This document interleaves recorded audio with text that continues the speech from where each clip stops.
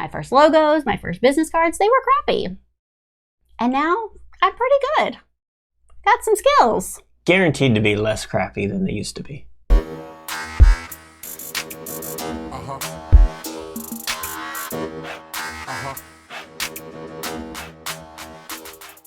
Hey guys, welcome to the show. It's Torie Mathis, your host, and I'm here with the one and only Sean Mathis, founder of Miles Through Time Automotive Museum. Hey, how's it going? So, when I was in college for advertising, it's really funny to think, I was supposed to be learning how to make ads. If you think about it, a lot of the stuff that we did was campaigns for magazines, that kind of advertisements, billboards, things like that, big campaigns for big companies. We never talked about small business. It was always really, really big. And so I had to design these campaigns all the way through college, and they did not look great. Everybody's work was shitty. It wasn't just mine. We looked like beginners. We looked like we didn't have a lot of experience behind us. Why? Because we didn't. And so everything that I designed, it was starting to get a little bit better, but it took a while. And then one day I was like, holy shit, this looks real. Somebody really designed this. I actually finally got to a point where it didn't look like some kid designed it, But if I would have been in school, or even when I would have got out of school, and I had that mentality that my stuff still looks like beginner, so maybe I shouldn't do this, I could have quit. And I think some people quit. You know who I can tell you would quit? My damn kids.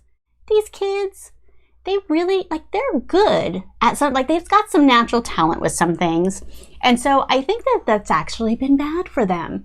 Because they've been good at some things right away, when they have things that are challenging, they don't want to do them. They're like, no, I'll just do this other stuff I'm already good at. It makes me wonder if that's just our kids, or is that the kids' mentality these days? Maybe we were like that too, who knows? But it could be, I don't know. Are other people's kids like that? It's possible. Yeah, it's got to be hard when shit's hard, as a kid.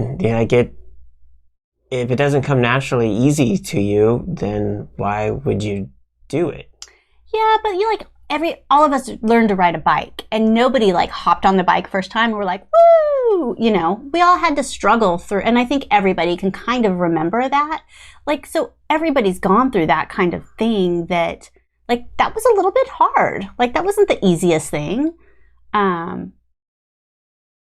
I don't understand why these things have to, you have to, whatever it is, you have to start shitty.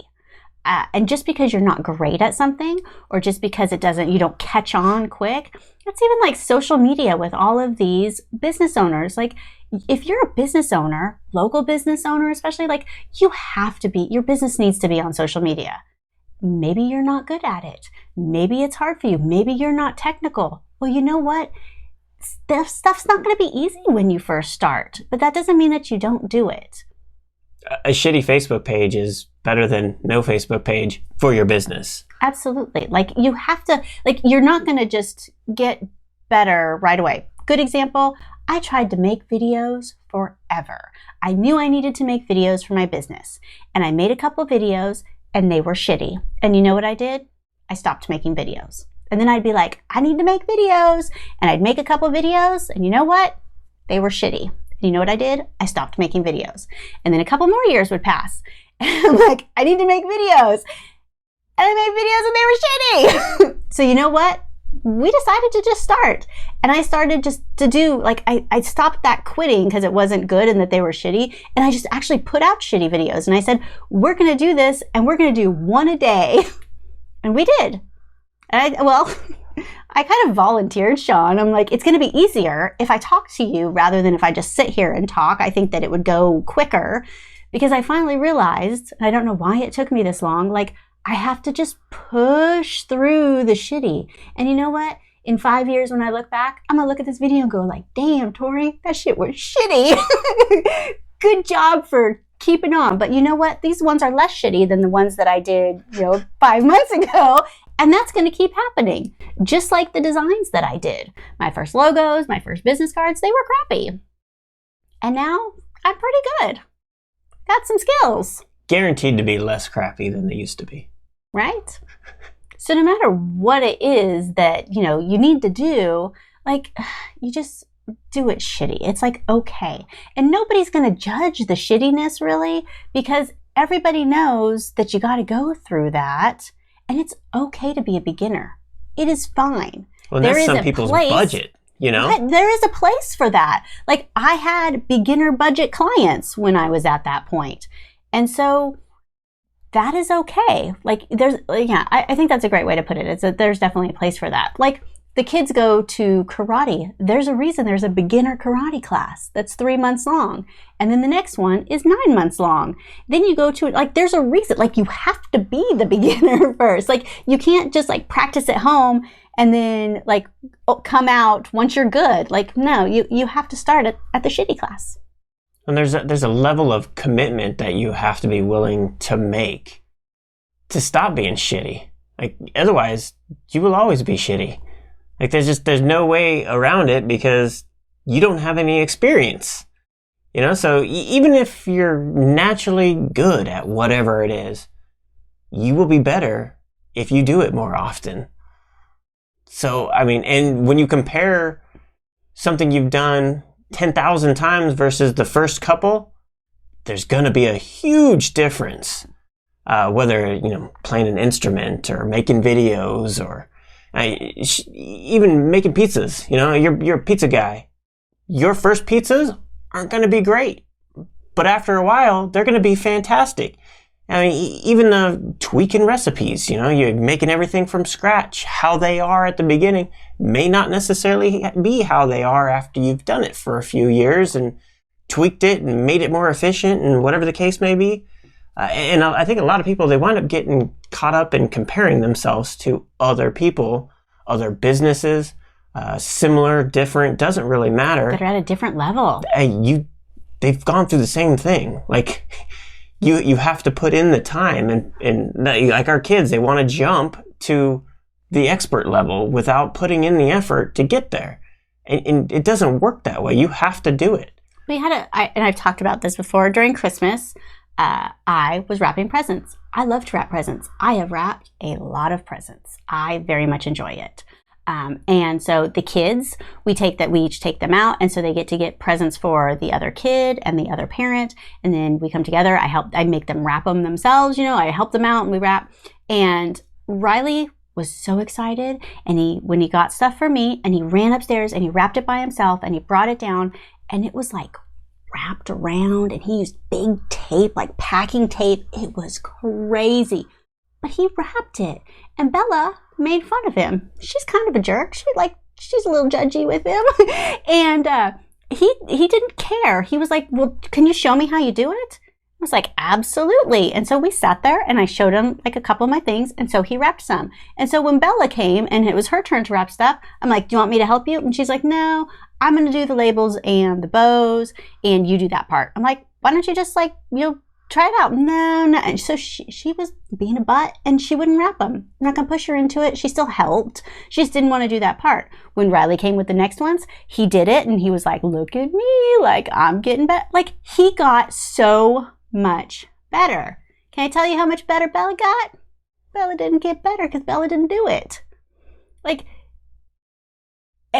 And he's usually one of the worst ones for it, and she's usually the one that's good for it. But in this one, he was willing to try, and he was willing to just put himself out there to do it, and he didn't care what she said, and he started shitty. And next year is going to come, and maybe he'll be a little bit better. And I wish he would have that attitude about more stuff, but yeah, they definitely want to go straight to that expert level. Yeah, and when you're talking about your business and what you charge, and you're going to start at a certain level, whatever that may be, and the price you charge is going to be dependent on what your skill level is for that. You know what this makes me think about? Graphic designers for this are the worst, right? Oh, the gas station attendants, you mean? Yes. Oh my gosh. So when I was still in college, this girl that lived across the street, her daughter was a graphic designer, and she actually like pulled out her portfolio. She had graduated already. She pulled out her whole big portfolio thing, and I mean, her work, it was really nice. But she was told in school that when she got out, she would make some crazy amount of money. And so she went out for a couple of jobs. She was a beginner. Like, yes, she had nice work, but she didn't have the experience to back any of that work. Like, it's different when you're in a real situation. She didn't have that experience to back it up, but she wanted to start at this expert level because somebody at the school told her that's where she would be. And so she refused the jobs where she could have worked up and got experience, and she got a job at the gas station down the street. I was like, what the hell is going on? And like, her mom said she tried to talk to her and everything, but she had this so ingrained that she deserved this certain amount, and she wouldn't budge on it. That's probably why everyone and their mom is a graphic designer. My nephew's a graphic designer. Like, everybody's a graphic designer. Like, but nobody actually works. They just do graphic design. She was good too. Like, it was very disappointing. So sorry to interrupt you with the, like, when you start, you charge a certain amount. Yeah, and then eventually you're going to be a lot better than what you were initially. So, I mean, you're going to charge more because you're worth more, and your clients are going to want that skill level that you've acquired, proved, and they're going to pay for it.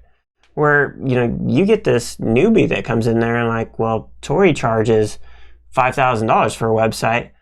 I'm going to do it as well, but they don't even know what they're doing, and they build something in Wix and it breaks and it's ugly, but they charge $5,000. Like, they're not going to get anywhere because those clients of theirs aren't going to be happy with them. You know, if they would have charged, you know, $800 and they built something in Wix for a client and it doesn't really have a whole lot of features, but it's better than what they could do, and they had, you know, minimal budget, so, you know, everybody was helping everybody. They, you know, one's getting experience, the other one's getting a cheap website. Like, it's a win-win. But you got to kind of stay in your lane on that. And then as they progress and get better and better, which is what Torie did, all of a sudden, like, you're gonna get premium stuff because you've got years of experience of doing it, and you can do it efficiently. You know, and that's a whole nother thing, is people get caught up on how much time it takes for certain things. You know, what it used to take to do something shouldn't take that long to do after you've done it so many times. It's natural. That's why I hate when people are like, what is your hourly rate? Why does, you know, how long it takes me have any, like, I do everything is project based, and it is a completion rate. It's like for the whole thing. I do not work by the hour. That's like, if I can do something quickly and it is amazing, like, why should I be penalized for that? I refuse to do hourly rate. I hate by the hour for everything. Because to me, that's the easiest way to nickel and dime whoever is paying. There's no sense of urgency, which is already a pet peeve of mine. It's not that you have to get things done super fast. It's that if I can tell you're not even trying, it pisses me off, especially when I've got to pay for that. You know, say I wanted a car built or something. I don't want to pay you hourly to do it. I want to pay you for the final product. Like, I'm gonna base what you're worth on examples. I'll see this car and this, you built all these. You should know how long it took you to build those. Tell me how much it costs so that I can have something just like that. Don't tell me you're going to charge me $125 an hour and it's going to take somewhere between 100 and 1,000 hours. Like, you got to be kidding me. Like, I don't want to do that. How efficiently can you get me this finished project? You know, websites, if we charge people hourly for a website, it would be ridiculous. Like, I mean, we wouldn't do it as fast. I mean, it's natural to do that. Right. Well, and I always thought that I was like, if I was having an off day, or like some days, like, I'm not as fast as others. Some days I am fucking on it. Like, I don't think that you should have to pay more because for whatever reason, like, I'm not 100%. And so from the very beginning when I started working, like, this hourly comes up all the time. And I think it's bad. You know, and with cars, with design, with any of those types of things, I think it's you pay for a final product. You don't pay for my time necessarily. Yeah, it's the business owner's job to calculate the hourly rate. Could you imagine, your lawn guy that mows your lawn, charges you hourly to do it versus just giving you a flat rate? Because they know how long it should take to mow. But if they're going to tell you it's an hourly rate, I guarantee you it's going to take them longer to get that lawn mowed than if they would have just told you it's X amount of dollars. Because now they need to get it done as quickly as possible. You see the roofing guys, if you live in a neighborhood and you see all these people up on the roof doing, they'll rip the entire roof off and put a whole new roof on in a day. Man, and they just, all of them get up there and they're just working like so quickly because it's important to be efficient. It's efficient. It's super profitable when they do that. If it took them a week to do it with weather delays and just kind of like not really having any sense of urgency, that profit margin that they made, gone. Because now they've got to pay all those people all those hours, and the homeowner's inconvenienced for a week versus just, it's X amount of dollars, we'll have it up for you in a day. Done. I mean, that's what I want to pay for, and I'm assuming most other people are the same way.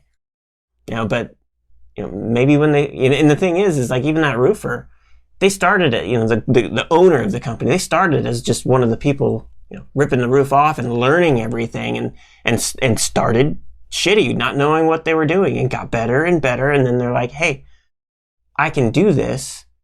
And now all of a sudden they're getting it knocked out in an hour. Look, I'm a real roofer now. Yeah. I see it all the time. Like I know all kinds of people that, they start learning, and then they start the business on their own, and they're killing it. But somebody that doesn't know, they're like, oh, this is a brand new business that just opened, and look how much money they're making. Like that person put in some time to get to that skill level. The business may be new, but the experience is not. It's earned. Yeah.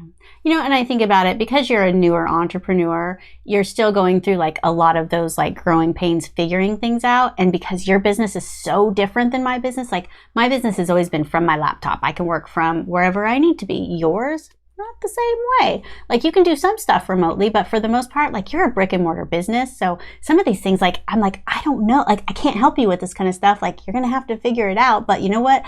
I didn't know either. Like, and that's okay. Like, you're not going to know everything. Like, you're not expected to know everything. You will never know everything. You're always going to have stuff that you don't know. You're always going to be bad at whatever it is you start off with. And that's fine. As long as you're moving forward, and as long as you're like, putting yourself out there and getting better at all of these things. And like Sean said, like the experience, that's what gets you to that next level. And you got to put in the time. You can't pay someone else to do your push-ups. Miles to Time was not much of a museum when we started. I had no experience, didn't know what I was doing, and only had the one car.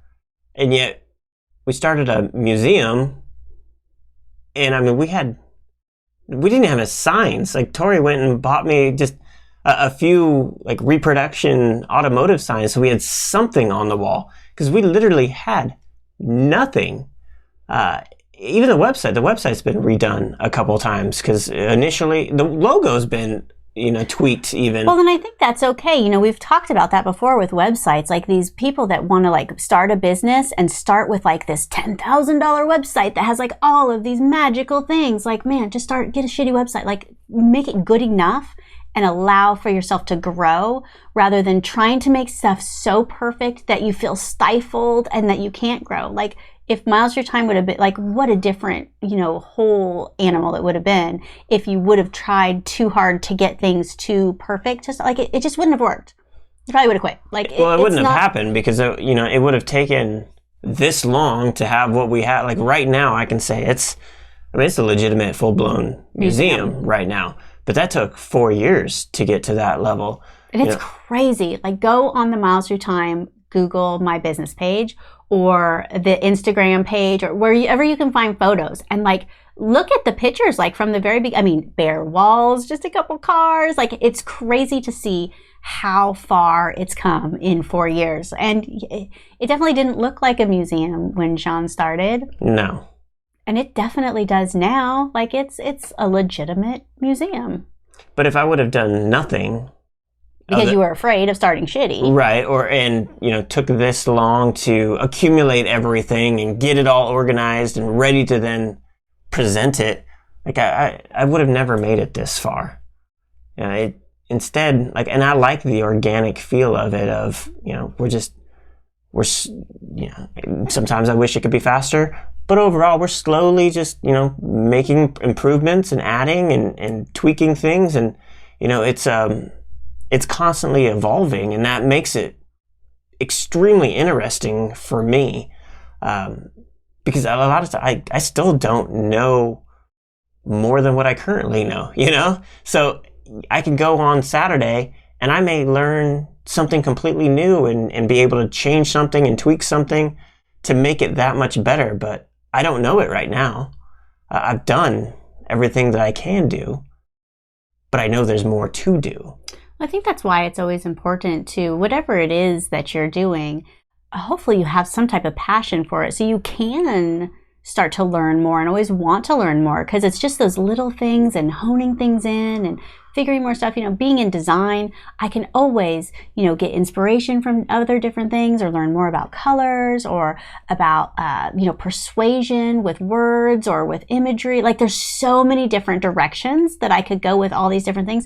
And man, I could talk about those things all day. I could read about those things all day. So being able to know that, like, this isn't it, like, I know everything I need to know, I'm good. Like, I think that would be the worst way to be in order to get better. And I actually, some of the things I do today, it's still kind of shitty. And, tomorrow it'll be a little bit better. And it just, that's the way that it has to be. And if I could get these kids to do that and enjoy the journey, like, I'm not really sure how to pull that out of them. And maybe it's just because they're still young. But maybe seeing us, going through some of this stuff and being honest that, we don't know everything. We're not these, like, perfect entrepreneurs that know exactly what's going on. And you know what I mean? Like, we got to work it out. The thing is, nobody is. So if they're portraying themselves as these know-it-alls across that, like, I don't believe them. People can know a lot, but nobody knows everything, especially when you start talking about individual circumstances. Like, we can be complete geniuses for what works for us because we know us. But that doesn't necessarily translate to you. Like, we don't know what you're going through, what your experiences are, what your dreams and passions are. So everything that, we could potentially be saying to suggest you do won't apply. But we don't know. So that's for you to make that decision. But the only way that you'll ever figure that out is to actually try stuff and take some action. And be okay to go through the ugly stage. Because you have to go through the ugly stage. You have to make shitty videos. You have to start with an empty museum. You have to go through these times to get to where you want to go. I think that, like, the best thing to do is to turn it into a game. Instead of focusing on potentially going through some really crappy things and not being good at stuff and feeling down about yourself because it's not up to your expectation. Think of it this way. You're documenting the shitty times. Much like Facebook memories, looking back on photos of the museum on Google or whatever the case may be. The looking back on this stuff is absolutely amazing. It may suck in the moment, but if you get the opportunity to go back and see where you've come from, it's huge. And the minute you realize that, it's absolutely life-changing. So don't worry about what you're putting out now. Put it out. Do it. And then look back on it and focus on the future, knowing that you're eventually going to look back on this and laugh or just rejoice. Whatever the case may be, you're going to look back on it and be glad that you did it. And that's all that matters. Riley got a unicycle for Christmas. And, the weather, Christmas and he's got a birthday in November. So he ends up getting gifts that sometimes he can't really use outside for a little while. And this past weekend, he finally got that thing pulled out. We made some arrangements on our patio that just, it like the stars aligned for the unicycle this past weekend. And I told him, I'm like, I'll do it with you. Like, we'll figure this thing out, because they say like it's not easy to do, but you have to put in the time. And so we watched a lot of videos over the winter getting ready for this. And I don't remember what it said, like, you got to put in, a good 10 hours or whatever it is. Like it's something like that. It's nothing like 100 hours until you get it. Like you have to put in the time, and then just you get it. Possibly like riding a bike. That was just so long ago. I know you have to put in some amount of time, but I took a video of him, the very first one. And so every, little while, I've been taking little videos of him so that I have that like to look back on. And even just over through the weekend, like he is so proud of, being able to make that little bit more and that little bit more. And I've been pretty proud of him. Like for the whole, like he was mentally prepared that it was going to be difficult, and that it was probably, he was going to be sore, and that he was going to have to get through that. I was really proud that he was down to do it. He wasn't getting discouraged. He knew when he had to take a break, and I did too. Holy cow. Apparently you got a grip onto that seat pretty good. My legs are all bruised. My legs were sore. Like it hurt a little bit. Like, and he knew he needed to take a break so that he could come back fresh and everything. And I was pretty proud that he was giving it his all. And he was shitty. So was I. It was bad. Luckily, you're not too far from the ground, and when you fall, like you fall on your feet for the most part. So yeah, we were pretty crappy, and we still are. I'll let you know when we get better. It's going to be a few more hours. So don't be afraid to start shitty. The point is, you just got to start. Action is the only way to get through. So we hope that you like this episode, and we hope that maybe you share this with somebody that needs to hear it. Maybe your kids need to hear this, and you need to talk to them about this. Maybe your kids don't need to hear me say the word shitty this many times. My kids hear the word shitty all the time, and it's okay. So we'll see you on the next one. Thanks. If you want to get smart tools to build your business, go to besmartaf.com.